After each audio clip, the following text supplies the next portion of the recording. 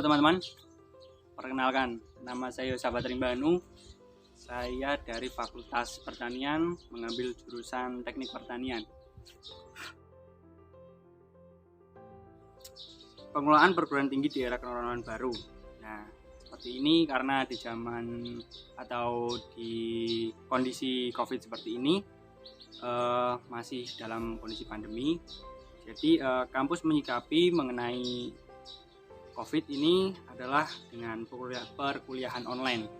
Jadi dilakukan secara daring dan juga ada vaksinasi dari pihak kampus dan juga ada BPJS. Jadi buat teman-teman yang mempunyai BPJS itu bisa dipindahkan ke Poliklinik Unila untuk mendapatkan obat-obatan di sana secara gratis. Dan di sana Unila juga menyikapi membentuk satgas untuk menyikapi COVID ini. Nah, jadi satgas ini pihak kampus membentuk tim dan juga menyediakan tabung oksigen bagi bagi mahasiswa yang terkena COVID. Selanjutnya ada isolasi mandiri di RSTPTN dan juga Unila menjalin kerjasama dengan rumah sakit untuk rujukan lebih lanjut. Di sana juga ada protokol kesehatan. Ini bertujuan untuk memutuskan penyebaran rantai COVID ya. Nah, seperti itu hal-hal yang ditindaki oleh Unila dalam mencegah COVID ini. Nah, selanjutnya sistem pendidikan tinggi dan kebijakan Merdeka Belajar Kampus Merdeka. Jadi ini adalah program yang dibuat oleh Bapak Menteri Pendidikan. Jadi seperti itu.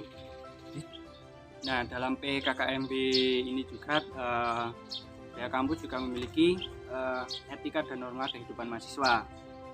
Nah, jadi dalam berorganisasi dalam kampus itu juga ada etika dan norma yang harus ditaati. Nah, contoh etika yang harus ditanamkan dalam mahasiswa adalah menaati peraturan universitas dan dosen, menganggap teman-teman mahasiswa sebagai teman sejawat, artinya menjalin persaudaraan, menjunjung tinggi kejujuran. Jadi sebagai mahasiswa itu harus jujur ya, tidak boleh bohong, itu tidak baik. Dan juga menunjukkan sikap norma, sopan santun yang baik.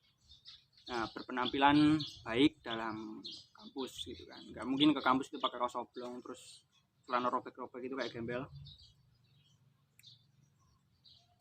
Dan juga ada lagi berpikir secara kritis agar kita bisa menanggapi segala sesuatu dengan baik dan menjadi pelajar yang baik dan memiliki prinsip yang jelas dan juga memiliki pendirian. Mahasiswa baru ini diharapkan memiliki sifat yang analitis, memiliki ilmu pengetahuan dan mandiri, karena kita sudah masuk ke dalam jenjang perguruan tinggi, sudah tidak SMA lagi, jadi kita harus lebih mandiri karena itulah yang diajarkan pihak kampus. Selanjutnya peraturan akademik. Ya, ini ada sistem SKS, teman bisa beda-beda, jumlahnya juga beda-beda, lebih mandiri. Jadi dosen itu ngajar lebih cepat, jadi kita harus lebih cepat juga. Nah, tugas dosen itu mengajar, meneliti, dan mengabdi. Nah, di perkuliahan ini juga ada skripsi ya, karena kalau kita di SMA itu nggak ada skripsi, kalau di kuliah ini ada. Nah, selanjutnya ada tahun masuk dan lulus bisa beda-beda, karena di Unila ini ada berapa kali wisuda ya, sekitar 2 atau lebih lah wisudanya. Jadi tahun masuknya sama tapi lulusnya beda-beda karena dibagi. Pihak kampus juga mengajarkan kehidupan berbangsa dan bernegara agar kita memiliki sifat patriotisme. Pancasila sebagai ideologi dan kepribadian bangsa.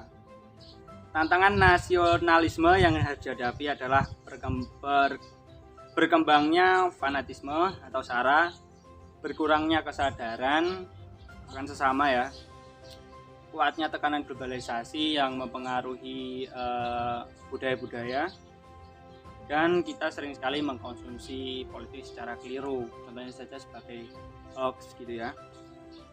Fasilitas dan UKT mahasiswa Unila.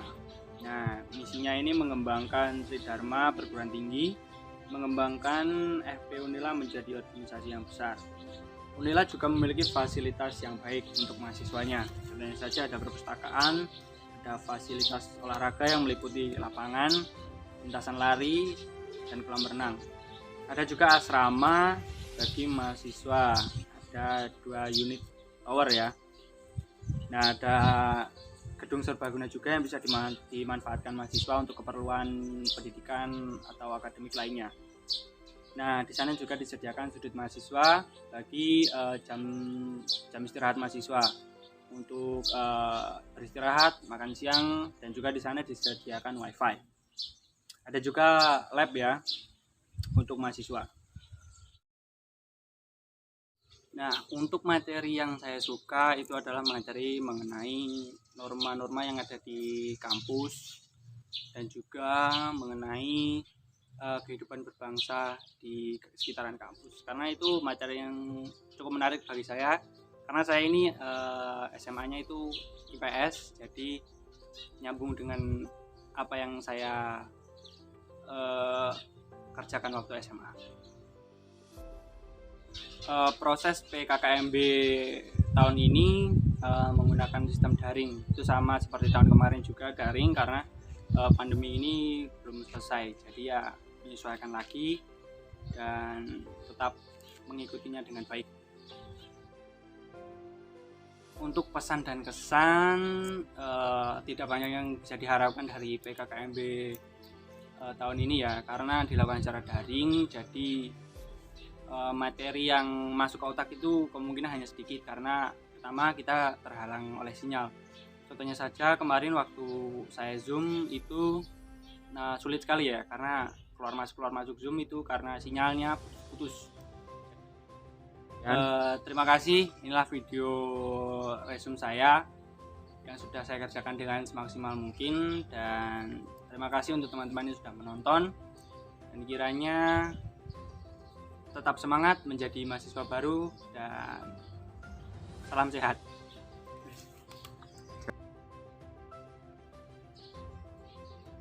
Nah, tentang nasionalisme. tantangan nasionalisme